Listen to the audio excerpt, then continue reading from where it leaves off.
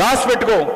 నర్సాపురం నాయకులు వెళ్ళిపోయాడు కదా, వచ్చే ఎలక్షన్లో జనసేన నుంచి ఎమ్మెల్యే 100% చేస్తాం. అవుతాడు. వీళ్ళందరూ శిష్యులే.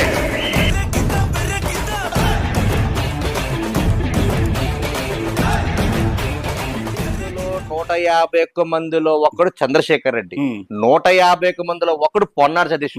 మరి జగన్మోహన్ రెడ్డి చేసిన మల్లాడి కృష్ణారావు ఓడిస్తారంటారా? 151 కాదు కదా, 175 కదా.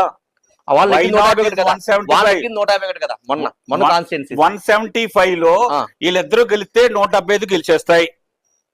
అంటే ఓడిపోతే వీళ్ళిద్దరూ గెలిస్తే మొత్తం అందరూ కూడా ఎమ్మెల్యేలు అందరూ కూడా గెలిచేస్తారు వైఎస్ఆర్ పార్టీ. నాకున్న 35 సంవత్సరాల రాజకీయ అనుభవం ఇదేనేమో.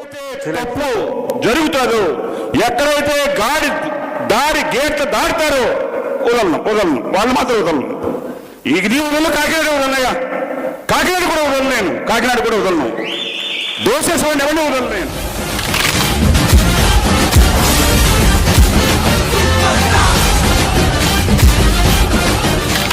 లేకపోతే ఇంకొకరు ఓడించే పరిస్థితి లేదు. నాకు తెలిసి ఆయన ఇన్ఫ్లుయెన్స్ ఎక్కడ ఉండదు.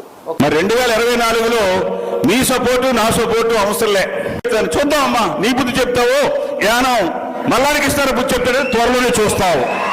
డైరెక్ట్ గా చెప్తున్నాను, మల్లాడికి ఇస్తారో పగబడితే రాజే సేనాధిపతిగా వస్తాడు.